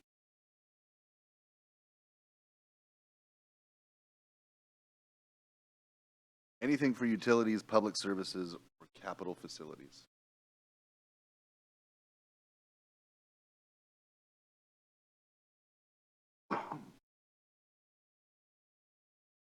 Okay, we'll do one last call for all of the elements. Anything that you thought you missed, you wanted to say? Commissioner Patterson. At the end of this long road, I would be remiss not to share some long words. I did prepare a couple of things because I did reflect a lot, especially after our last meeting, and kind of how that went and think about the whole big picture. And that's kind of where I'm coming from tonight. Do want to express appreciation to the city staff. Thanks for being here tonight. There's a tremendous amount of work that was put into this comp plan that we've seen in the last 18 months, but I'm sure stretches far beyond that. And I think the way it's impacted us with how you've presented it to us, like element by element, the change matrices each week or each meeting to kind of show the updates and help keep us focused on changes, the collated public comments, the presentation of updates when reviewing, even tonight. Those were all really vital in keeping us organized and allowing us to kind of track every detail as we navigated this process together. I think we've all spent so much time on this that it should really be no surprise that we motioned last meeting to move it one more meeting and keep it going. But we've just grown really attached to it at this point, I suppose. But jokes aside, I do recognize and respect the hard work that was put in by city staff, our commission, as well as the additional commissions and boards, and the public comments that we received throughout the process. So I know we did probably surprisingly extend this a few weeks, and I appreciate the opportunity for that extension to deliberate this further. It gave us time to ensure that our collective commission and the community voice were heard on this, what I believe crucial recommendation that, 3 more weeks at the end of 18 months really is a drop in the bucket. With all that being said, I am in favor of approving this recommendation for City Council from my personal perspective, and really thank everyone for their involvement in getting here. Informal vote. All agree with Commissioner Patterson? Aye. Very much so. And thank you, Commissioner Patterson. Couldn't have said it better myself. And again, thank you very much for staff and for everybody that contributed, obviously the public and all of our commissioners. Okay, we're at the end of the road. Yes, Commissioner Milligan.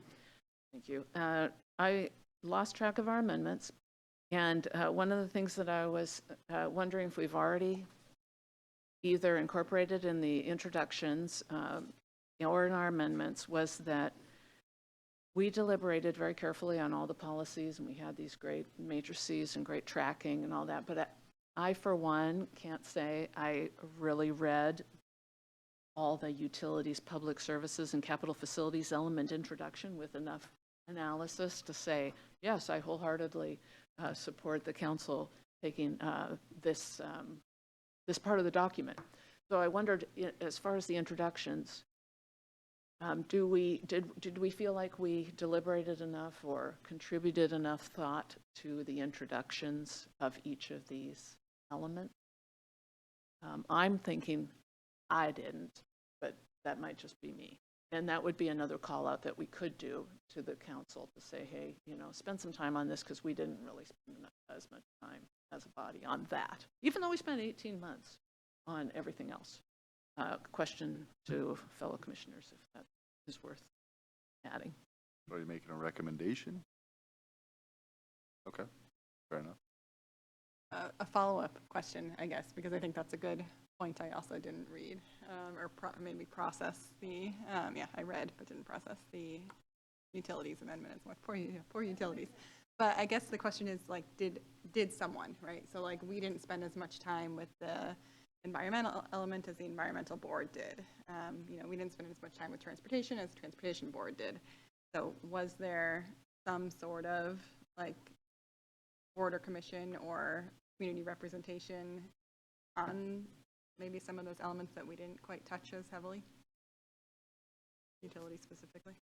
In terms of, or is this a question on all the elements or Utilities specifically. Well, I know we touched utilities. I think it's mostly the vision statements, Right. the opening and introductions. But like we workshopped the vision statements for housing. We workshopped it for land use, the ones that were assigned to us. And I'm assuming, right, that the other boards and commissions did for their respective elements. And So we did bring the utilities and capital facilities to Planning Policy Commission prior to bringing it to Council Committee last year. And so there was discussion, not so much on the introduction, but on the vision, goals, and policies. Okay. So we did. My point is that we did the pieces, but the introduction sections, the introductory paragraphs, I didn't spend enough. And if the rest of you guys did, that's great. Then let's say, let's go.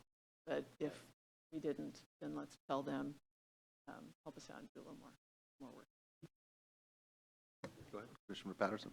Yeah, I think, like, to summarize that, we didn't formally review the introductions as a commission in a meeting. Like, they were there for us in the packets, but to be fair, we did not give it a formal review and comment in a meeting outside of open comments or open feedback. So I guess maybe just like you said, a recommendation to the council to formally review the introductions as part of the full review. Commissioner Krass? I'm going to say something that may or may not be liked. How important is the introductions? The meat of it is the vision. No, the meat of it's the vision, the goals, the policies, and come out of that. And if the introductions, I think it's lower priority than the other ones. As I said, we may not agree on that. I'm going to make an amendment to the motion that the commission recommend that city council give the introductions to each of the elements more formal review than we did in our deliberations. Is there a second? Is that a question or a second? No, second, sorry. Okay, second. Commissioner Krass, second. Okay, technically, I'm getting pretty good at this. I've been reading my Roberts rules. Discussion. You guys get to discuss it again. Is there any discussion? Okay, all in favor? Aye. Unanimous. So if you could ask City Council to review the introductions and vision statements, that would be great. So here's, we are now at the end of the road. I believe we've captured everything. I'll ask one more time.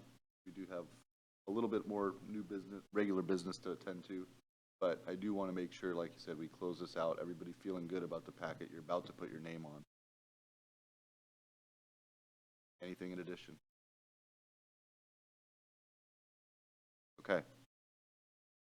Gonna need a little phone a friend, a little help from staff. We have amendments all over the place. I believe I counted 1, 2, 3, 4, 5. Yeah. So.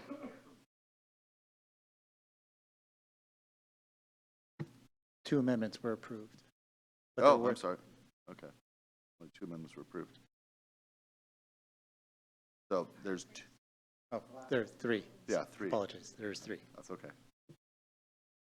The 3 amendments were approved, so obviously someone's going to have to say this appropriately, that we move. You can use the original motion and say with the approved amendments. Okay.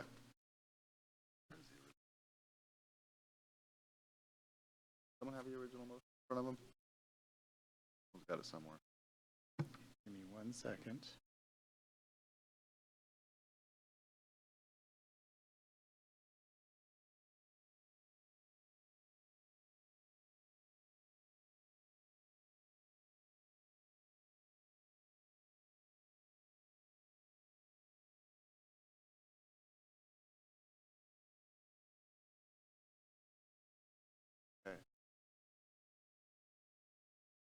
So we move to recommend the approval of the proposed periodic amendments to the comprehensive plan with the 3 proposed amendments. Approved amendment. Right now. Is there a second? Chair voice, you already a second, so you're just. Oh, perfect. Thank you. Better. All right. All in favor? Unanimous.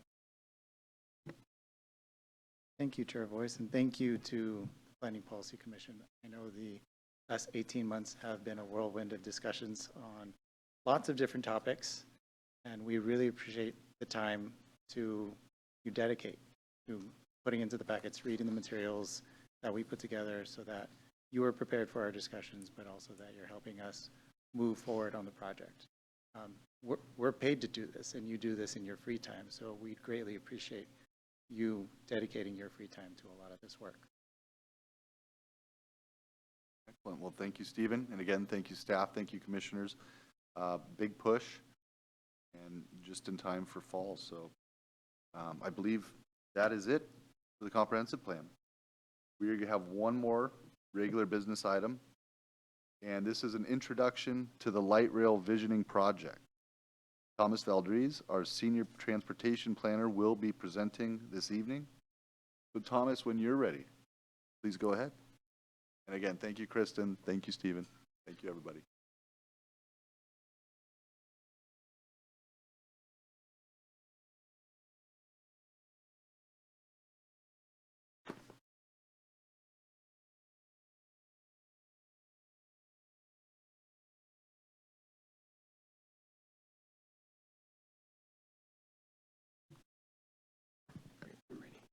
Yeah, thanks, Chair Boyce. Appreciate the time here. Thank you, Commissioners. My name is Thomas Valdez, and I'm the Senior Transportation Planner. Tonight, I'm hoping to get your feedback on the draft Central Issaquah area vision and guiding principles. And tonight, I have a couple questions for you, just hoping to get a better understanding if you agree with the vision and guiding principles as presented, or if there's any changes you'd like to see. Just to provide a little bit of background, and this was mentioned in previous agenda items, there's a lot of planned growth in Central Issaquah. We're expecting about 2/3 of new jobs in housing to be in this area, and really funneled specifically within that green area, which is the urban center. This is approximately where we're expecting a light rail station, just very generally in this area. And in 2016, voters approved Sound Transit 3, which was a ballot measure to expand mass transit within the region, and that includes the development of a South Kirkland Issaquah link extension, as well as the Central Issaquah station itself. So in March, City Council approved a planning guide. So this is officially our playbook for our discussions with Sound Transit that we expect to have in around 2027. This guide includes some basic information on sort of what a station area is gonna have just to be successful in order to support light rail, as well as just the jobs and housing sort of that would be required for that. The document also includes information on the expected project timeline. So we assume that Sound Transit will approach us in 2027, so we're sort of working back from that timeline. There's also some key considerations specific to Issaquah, and we've had discussions with this commission before about sort of the fact that Central Issaquah Station is end of the line, and there's a lot of considerations just very specifically for Central Issaquah that are covered within this document. Lastly, I'll just say that there's some proactive steps that are included, and that first proactive step that we're talking about, which was a result of this guide, is the development of a vision and set of guiding principles specific to the station area. And just for the purposes of our discussion today, I'm defining station area as roughly like the area that someone would be able to walk to, which planners, we say about a quarter mile to a half mile. So we can sort of, in our mind's eye, think about that as the station area. So we're about a year into our public engagement process. Really started off with pop-up events. We did 3 of these, and then we developed a multilingual community survey, which we had, I think, about 805 responses, which at the time was the most responses we've ever received from a survey. From there, we really sort of looked at the data, opened up all the comments. There were hundreds of comments, and we really just started to see some themes emerging in terms of what the community would like to see with the station area. We started grabbing those themes, and we developed focus groups. So we had 7 focus groups with 28 members. These focus groups were recruited from over 75 organizations, and these organizations represented various different community needs, generally the community at large, transit riders and mobility advocates, folks with limited English proficiency, human services organizations, large property owners and developers, seniors, sustainability advocates, and folks with youth interests. So we're now sort of towards the end of our public engagement process. We're now at the boards and commissions level. We will be bringing this to City Council after this is all done. But yeah, this is essentially where we're at with the development of the vision and guiding principles. So attachment B in your packet includes the full list of the words for each guiding principle, as well as the vision statement. And generally, I'll just say the draft vision and guiding principles were just a collection of everything that we've heard to date. So this is really sort of overall encompassing of what the community hopes to see, feel, and experience within the Central Issaquah station area. So this first vision, so looking at the left one, accessibility and connectivity, a lot of interest in ensuring that the station area functions as a transportation hub. And there's some additional verbiage in attachment B that sort of describes how that should look and feel. The second one is experiences and uses. Essentially, this is ensuring that the area functions as a mixed-use and transit-oriented area. This has been envisioned since the Central Issaquah plan, and sort of is an extension of what the community is also interested in seeing. And then lastly, community connections and character. And this is mentioned in previous agenda items as well. It's really about ensuring that the station area is reflective of the community's character and values. So I did take this item to the Economic Vitality Commission and received their feedback. Each of their points of feedback were incorporated into the version that you see tonight. So first one was combining some principles together, which are now encompassing of the third one, which is community connections and character. Ensuring that there were some additional points that they would like to make within the document, so those were folded in as well. These were related to safety, which was a really big point that they wanted to ensure that we made. Accessibility to employment and tourism, and just making sure that parking is right-sized and easing congestion. The theme of sustainability and safety was also added within the vision, so the vision statement should encapsulate the other three guiding principles. So tonight I'm here to get your feedback. I'm hoping to learn more about what you think about the vision and guiding principles, and if there's any changes you'd like to see. Thank you. Great, thank you, Thomas. Yeah, this was an exciting read. All right, we'll kick it off with some discussion for Thomas. Commissioner Krass. Thanks for sharing. Can't wait for this train. It'll be pretty old. Hopefully they'll have handicap sections, but I'll be in a wheelchair by then. Anyway, on the vision, I was wondering whether it was on purpose or we should discuss is like the idea of having housing nearby or vibrant housing as part, if you think about the hub of what this is going to be, housing was not mentioned in the vision aspect of it. So I wasn't sure if that was by design or if that's something that should be discussed. That's kind of comment one. And then on the guiding principles, I really only had one which doesn't fit into those three, but it's a guiding principle of how you may come up with something that may be, that will work well for Issaquah and then hopefully work for Sound Transit is a guiding principle about leveraging the best practices from all the other things that have already been done from the other communities. Because we don't have to invent this ourselves. Bellevue's been doing it, Redmond's been doing it, Seattle's been doing it for a long time. And they've both had some successes and failures, and we'd be not only smart, but of course we should do is take the learnings from them and short circuit our learning curve on that. I wasn't sure if that's a specific guiding principle that doesn't fit in those three buckets, but it's just kind of a way to make sure that we have the very best thing possible. Those are my two comments.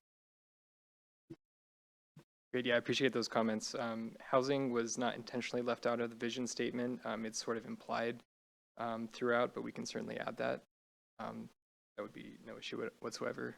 Housing is obviously very important, and it is a major contributor to the success of the station. Related to the second statement, we're certainly interested in updating our light rail planning guide and really staying abreast to any sort of updates with how Sound Transit is approaching station development. So we'll certainly look into that as well. Yeah, great point, Commissioner Kraft. Commissioner Patterson? Thanks for the presentation, the materials. Overall, I feel like the vision and principles seem to be really well defined and comprehensive. There seems to be a consistent thread between the vision and principles on important aspects like accessibility, inclusivity, and community well-being. I did have one suggestion, which is to ensure specific focus on sustainability and environmental impacts in the guiding principles. There's one mention, it looked like feedback from the economic vitality to include sustainability in the vision, but that's one area that doesn't currently translate much into the guiding principles. I feel like that was a topic that was mentioned a lot in like the survey results and the public comments, and I know just having gone through the comp plan and other things, it's a top priority for Issaquah in general. So I think explicitly including sustainable practices and minimizing, the light rail's ecological footprint could be a valuable addition to the document with some specific ideas like sustainable infrastructure and green spaces. Great. Commissioner Kennedy? So maybe this is a little too into the specifics, but I saw there was a mention of right-sized parking. And I think out here in Issaquah, especially at the end of the line for light rail going into town, parking is going to be a huge aspect because where we live, there's going to be a lot of people who would love to take light rail, but they're going to need to drive to the station and be able to park their car and head into Seattle. And since we're the end of the line, I suspect we're going to get the Preston and the North Bend, and we're going to get the other areas just past us that are going to say, oh, sweet, I can drive 15 minutes into Issaquah, park my car, and take light rail in. This saves so much off my commute. And we want to get cars off the street. So the more we can get people to take light rail, the better. But if there's not parking, it's going to be a real challenge because people will be like, well, beg it. This is now doesn't work because I have nowhere to park. So I suspect maybe, unfortunately, we're going to need a lot of parking near our station.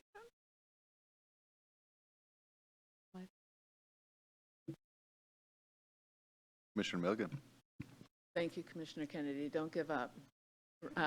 Right-sized parking, I wanted to ask, where is that in the document? Is the question first, and then I have a comment after that. In the document, we talk about balancing needs. Right-sizing parking is certainly part of that equation. As we think about the development potential of the area and the fact that we are trying to encourage housing opportunities, reducing the cost of building. So these are all things that we're going to need to sort of grapple with incrementally. So we are doing a parking study to look at that next year, actually kicking off this year. But yeah, parking is certainly a big part of that.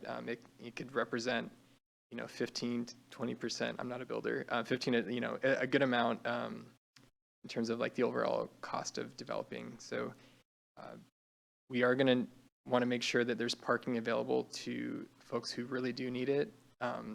And maybe we need to be creative about other ways that we provide parking. Maybe it's not specifically right there. It could be elsewhere. Maybe it's better transit connections to available parking spaces. So without being overly prescriptive, parking is certainly like a huge thing that we're going to need to tackle. So we are certainly looking at it, but I guess without being overly prescriptive in the vision or the guiding principles, I think we've covered it. Yeah. Please. Yeah, so thank you. I'd like to amplify what you said, plus one on you, plus one on you. All these are things I would support and agree and wish I'd said them too.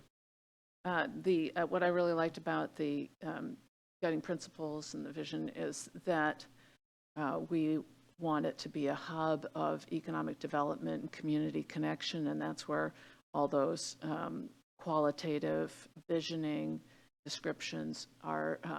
I was really excited to read them, and they can, if this is the starting point, the principles, then, and without being overly prescriptive, the parking could maybe not be at the station, but on the other side of some economic center.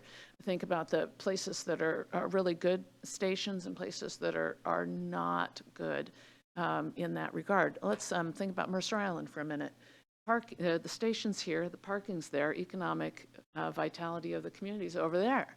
And if those things are divided, and that would be an example of an unfortunate way that worked out.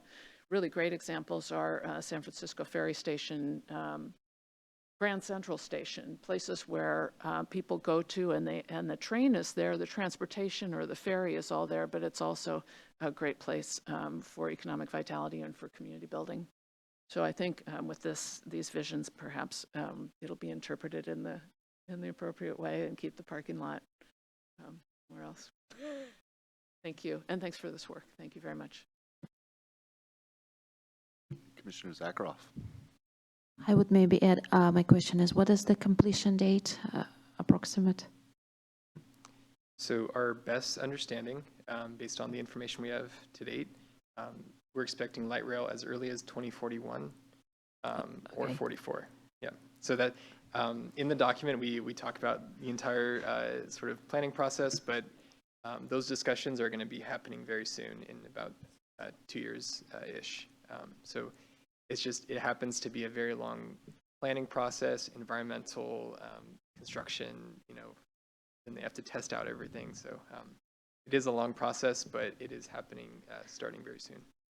Thank you. So that's what I was actually meaning.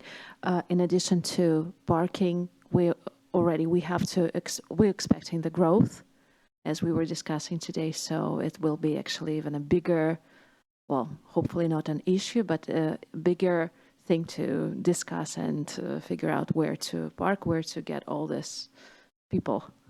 Thank you. Thank you, Commissioner Zakharoff. I definitely want to go around the table, so Vice Chair Bader. Yeah, I feel, Thomas, like every time you're up here, all I do is complain about Dallas. But like, I see my house on this map and I'm so close to that green section, but to get there, it's like I have to hike up and down a mountain and there's no but, right? There's no other way to get there other than I drive or I hike. And so I would like somewhat selfishly, but also there's a lot of other people who live up there. The Squawk people too, they have a mountain to hike up. I don't know if they have a bus. Of just like, how do you get the Issaquah people right there so that we're not contributing to the need to be one of those extra cars? Because right now that would be my only way, right? And that is my only way to get, off the literal mountain that I live on. Hopefully won't die on. And then my other comment is super like minor and maybe nitpicky, but I really like the vision and the guiding principles. I really like the language that's used in them. It feels really like aspirational and like descriptive and like I can see what this looks like and it makes me excited. The only like thing I had like that made me pause was the phrase community connections, because I immediately, even though I just read the accessibility and connectivity, I went to like a physical connections place, again, maybe selfishly because I was like, how do I get here? But that's where my brain went. And so I wonder if it's as simple as calling it community connection instead of connections. That, again, when you read it, you don't go there, but just in terms of the header, that's where I went. And so, again, super like,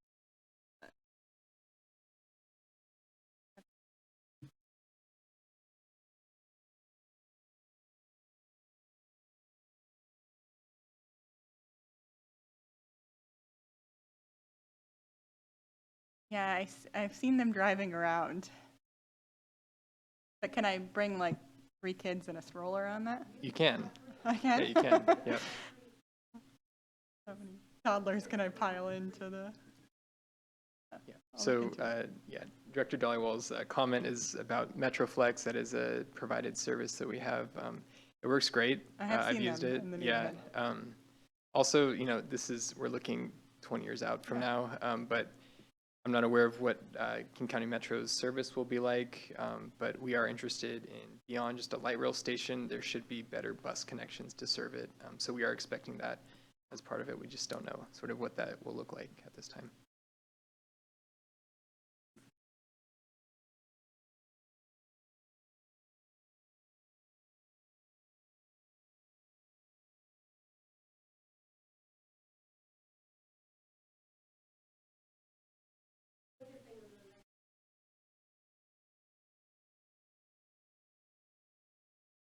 Yeah.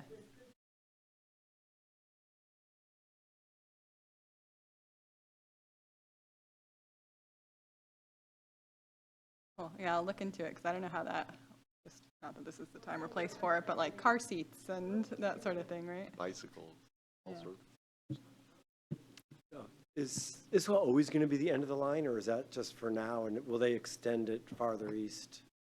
The most recent planning documents have Issaquah as the end of the line. Okay, Chair Voice, I don't know if this is a guiding principle, but building off what Commissioner Krass said,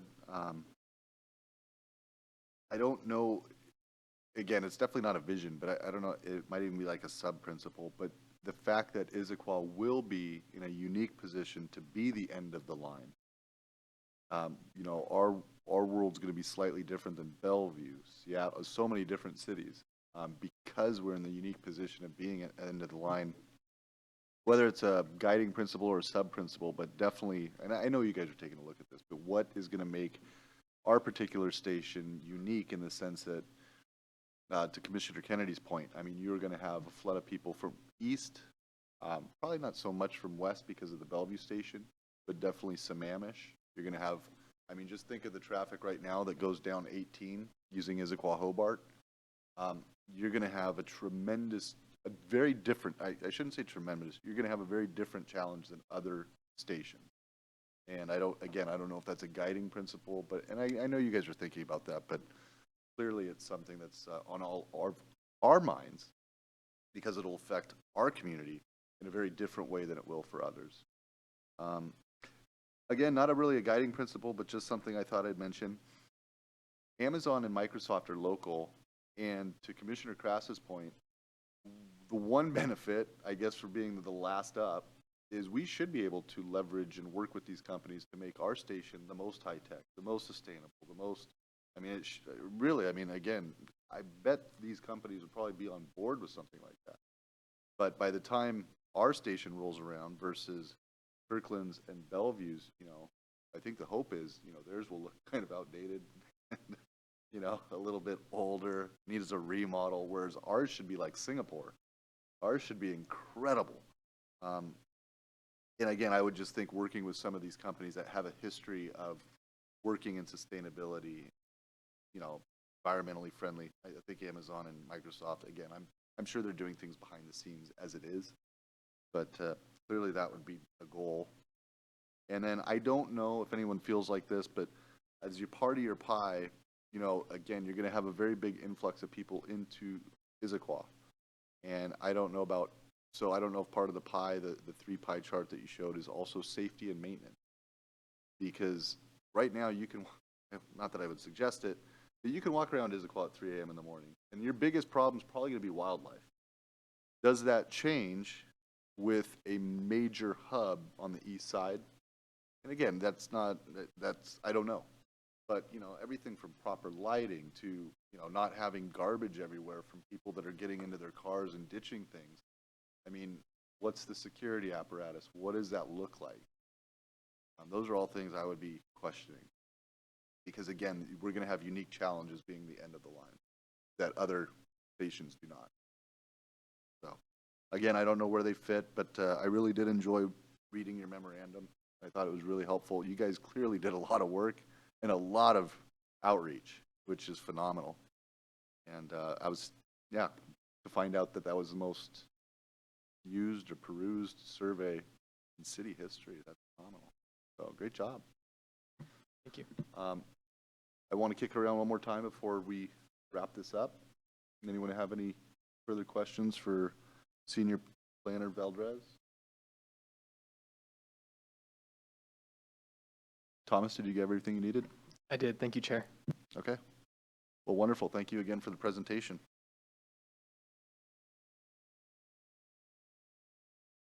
We could talk all night.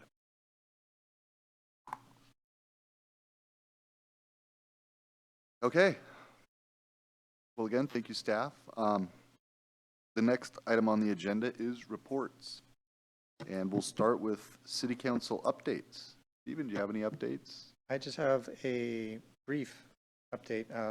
Last week we had Culture Fest last Friday. I know Vice Chair Bader was there. I don't know if the rest of you were able to attend.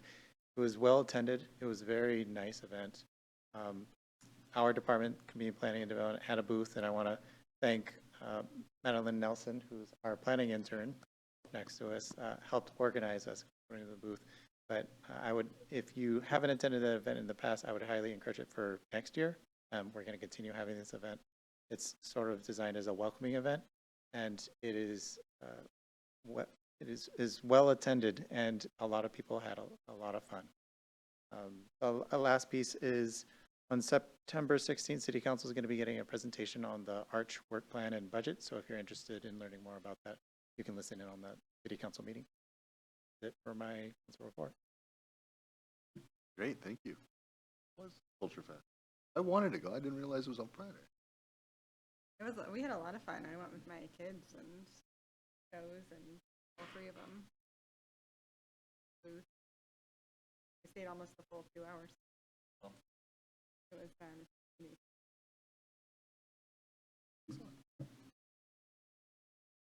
Okay. Are there any other business or announcements? Just a reminder that the next meeting for September is canceled for the commission, so your next meeting will actually be in early, October 12th, right?